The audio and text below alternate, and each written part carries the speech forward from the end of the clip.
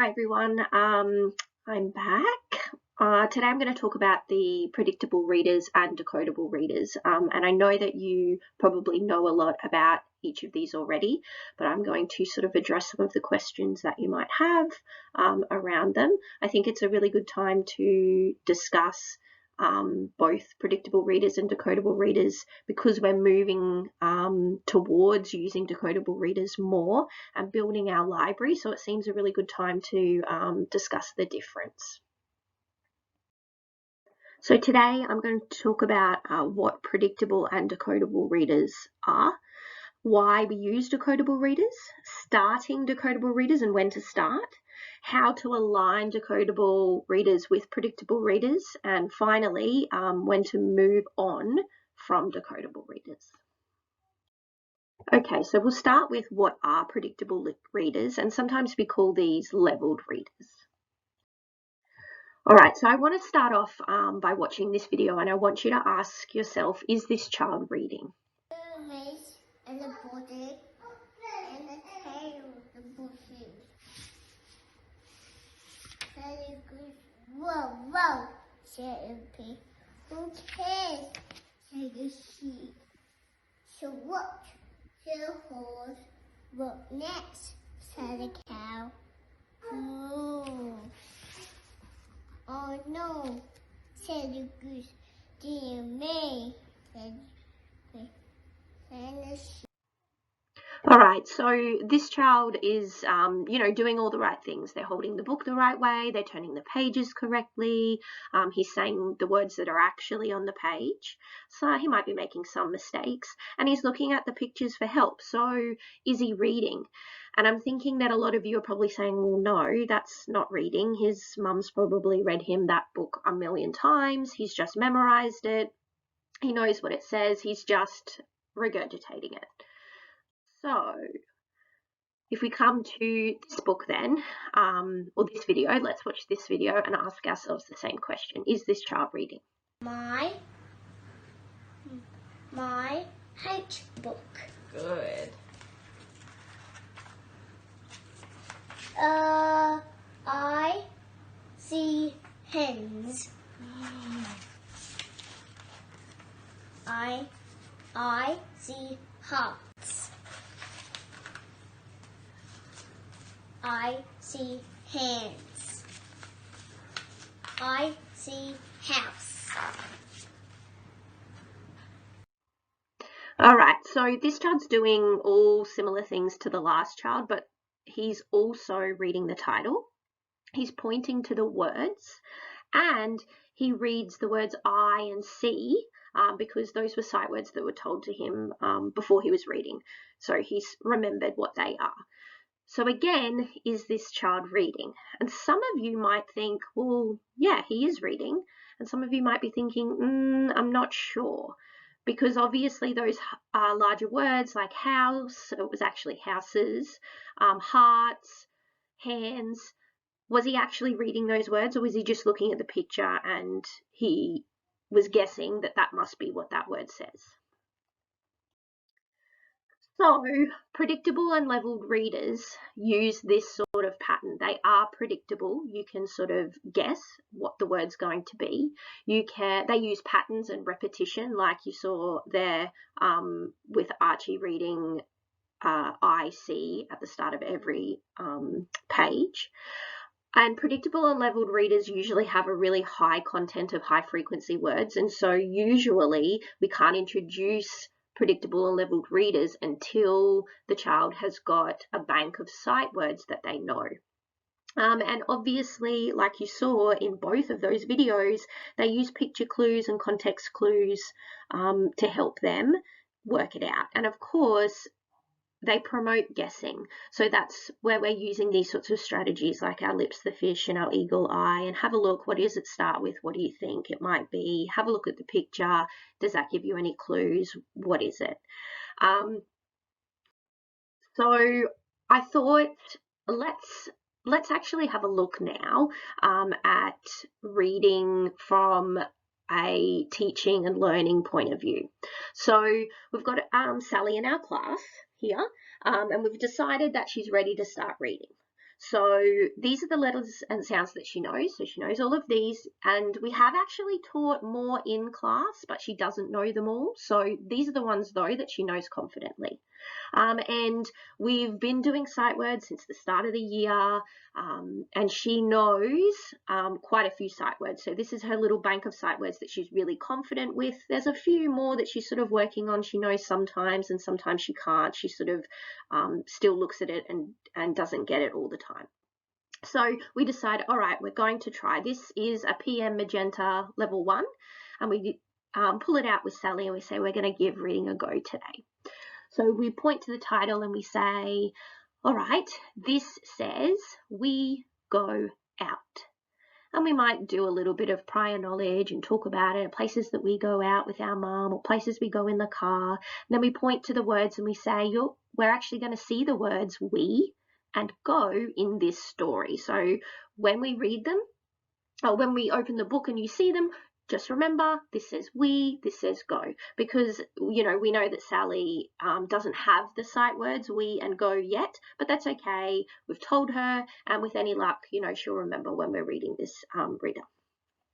All right, we open up the book. And with any luck, Sally might remember that that first word is we and the second word is go, because we told her that. And luckily enough, the next two words are in her bank of sight words. She knows those, so she probably will go, we go to the, and then she's going to come to library. Now, if we have a look at all the letters and sounds that she knows, she doesn't know L yet. She doesn't know that L says L, so we're not going to be able to say, lips the fish, what does it start with? Let's have a look. We can't really do that with her. And so she's going to be thinking, oh, I don't really know. She might look at the rest of the word and she might see that there's an I, and she knows that I says I, although in library it doesn't say I.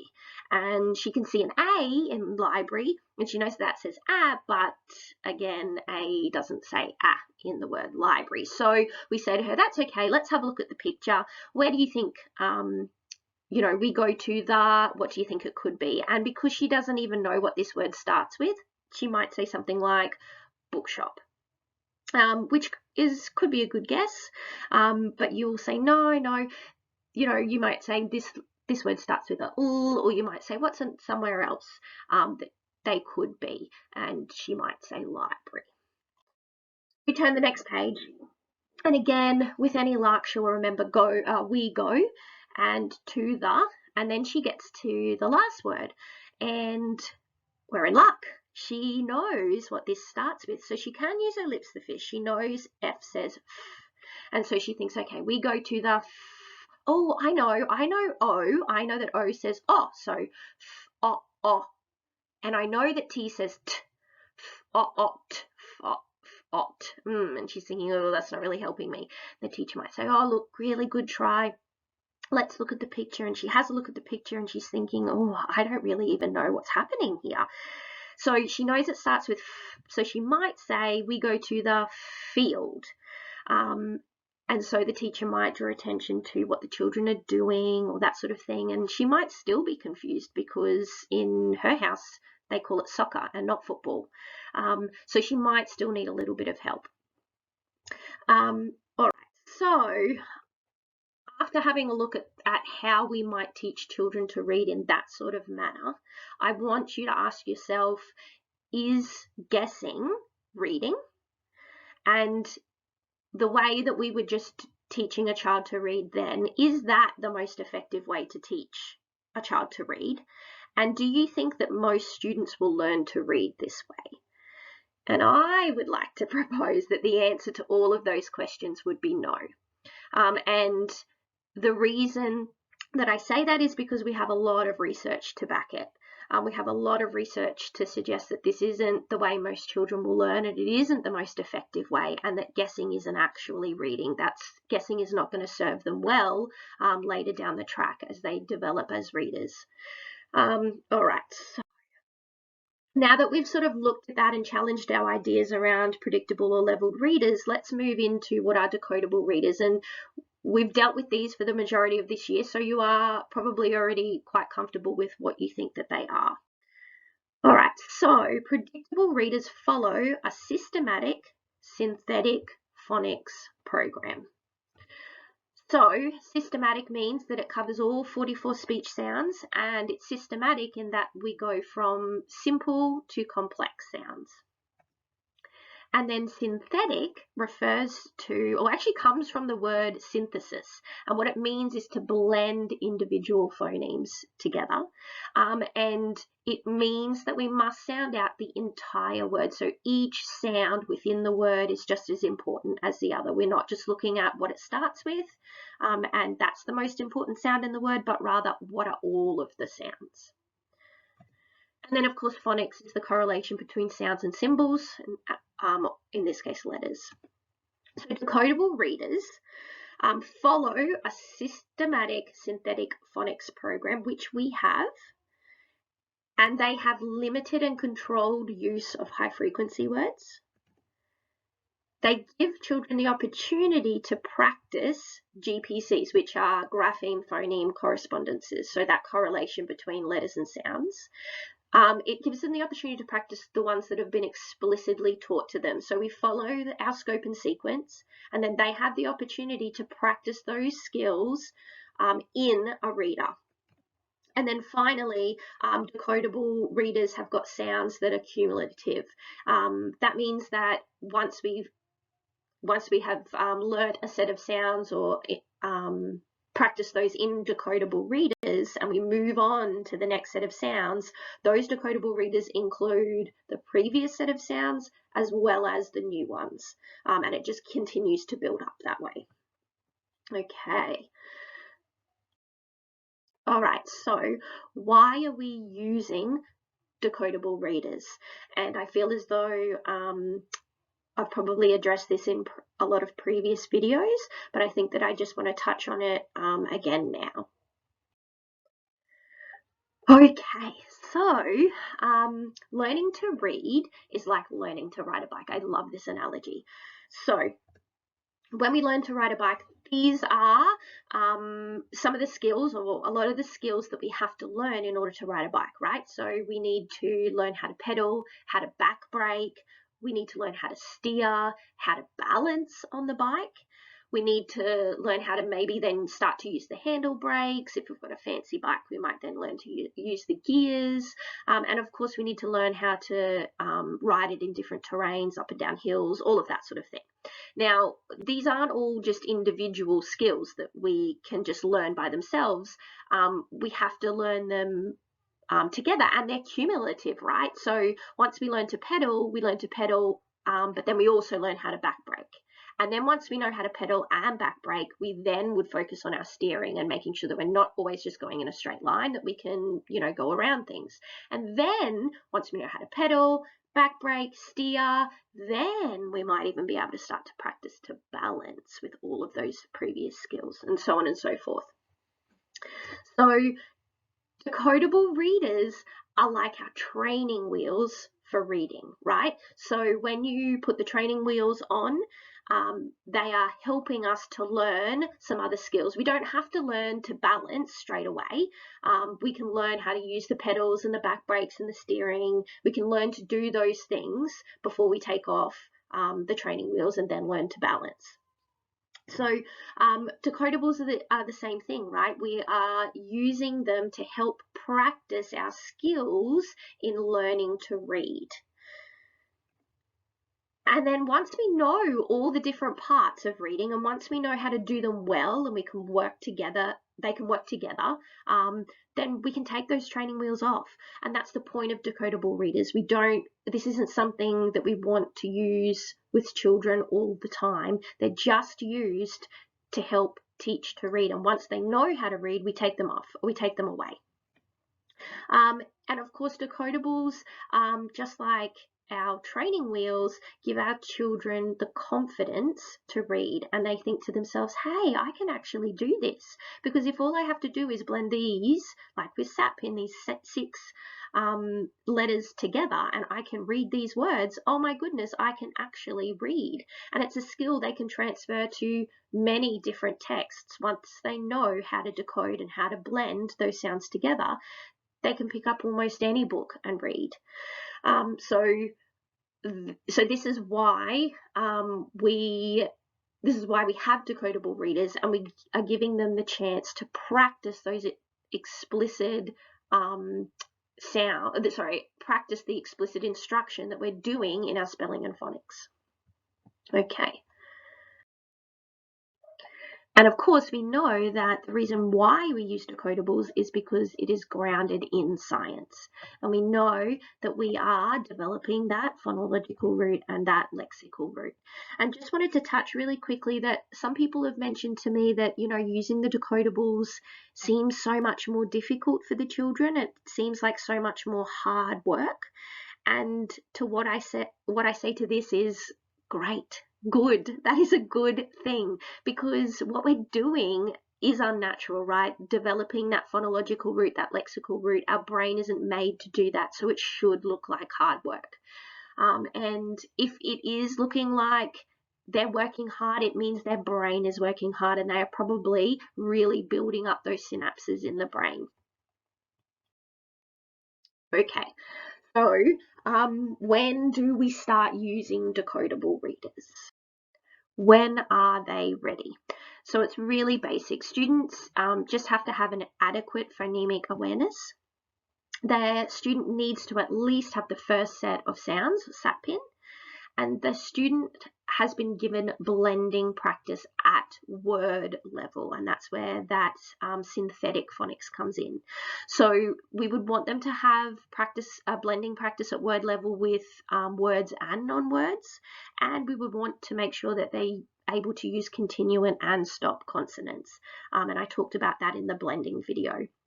So we would want them to have practice as well with CV words, CVC words, and you may also want to touch on CCVC words because sometimes in those early readers, it does look at those 4 sounds. All right, so if we have a look at our scope and sequence and we think about when a student might be ready, we could look here, and this is prep term 1 week 4. You could, I am saying could, begin to introduce decodable readers here. That's if the child, like I said, has got an adequate phonemic awareness. You know, they know those SATPIN sounds confidently, and over the previous couple of weeks, they've shown really good promise in blending those sounds together to create words. You may even have children who arrive at school who already have that. So by week 4, they're well and truly ready to pick up a reader. That's not to say all the children would be ready, and I'm definitely not saying that at week 4 of prep, you should have every kid on a decodable reader. I'm just suggesting that this is a place where you could be ready, or some students could be ready. Okay, so how do I align, lots of people, I've had this question lots of times, how do I align decodable readers to predictable readers? So sometimes I have the question, I've got a child, they're reading a PM level 7, so where should I start them with decodables? And the simple answer is you don't and you can't, because they are apples and oranges. So predictable readers and decodable readers are 2 very different methods of teaching children to read, so they're not really comparable. On one hand, you've got predictable readers where the texts are really complex and that the grapheme phoneme correspondences haven't been taught to the children. There's lots of them that they don't know. And on the other hand, you've got texts that are very controlled and that the GPCs have been explicitly taught to the child. So they're not really comparable. So what I would say to somebody who asked me, I've got them on a level 7 PM, what sort of decodable can I pop them on? Then I would suggest you do a screener. That is going to give you the most accurate answer. Now, you can of course use the Sparkle Kit screeners, but for me, if I just needed a really quick answer and I was thinking I just really need to start this child on a decodable and I want to make sure that it's going to be the right one, I would try these little check-in assessments. They're like a condensed version. And of course, you would just start with the letter sounds, and if they knew all of those, then you would move on to blending. them all together, then you'd go on to the next list and check all of the letters and sounds. If they don't quite know those letters and sounds, well, then you wouldn't bother seeing if they could blend them together yet. You would probably just start them on that level reader. Now, these ones that I've got on this slide here were shared by a really lovely lady on Facebook, and I know Maddie also shared them with the staff earlier in the year. So if you'd like a copy, Maddie's got them or I've got them, and you can use these as a really quick check-in. The little colours align with the Australian decodable readers, so they're quite handy. All right, so if you're anything like me and you're thinking, yep, I get it, decodable readers are the way to go, but what on earth are we going to do with all of those predictable readers we have in the library? There's hundreds of them. Lots of schools have faced this, and what they have done is that they have grouped their predictable readers based on subjects and topics. And then what they do is they use those to help with subject-specific learning. So if you're in HASS and you're learning about families, you can go and grab some texts that are about families that might be within a range of your class, and you would use them during HASS time. You would use them perhaps to read in a mixed ability group. So maybe you've got a more able reader who can read it to their little group to gain some content knowledge, or you might even just use the pictures for discussions. But it's using the books in an authentic way, but not using them to teach the children actually how to read. Okay, so the next question is, when do we move on from decodable readers? Right, so when are we ready to take those training wheels off? And the simple answer is once they know all of their GPCs, and of course, once they can blend those together. So then we want to move them on to using authentic texts that align with content being taught. So maybe the content from science or HASS. And then they can use these texts to help build their content knowledge or build their vocabulary. And I think what we'll probably find is that, one, they're more engaged because it relates to what they're learning in other subjects, but also that it's going to help them in other subjects as well, because they're going to be learning during English time. You know, they're not just picking up a random book that means nothing to them, or they're not interested in, or they don't have any background knowledge around. Okay guys, that's it from me. So this same presentation is going to be offered as a group session, and you can see all of the details there. It basically will be the same thing, but there'll be more opportunity for discussion and explanations and clarification. Once you've attended a group session or you've watched this video, you will have WOW time made available to you. So that might mean that I can come in and co-teach with you, or it might mean that I take your class and model a lesson, or it might mean that I look after your class and you might want to go and watch somebody else teach. So we can talk about that after. So that's it. Thank you.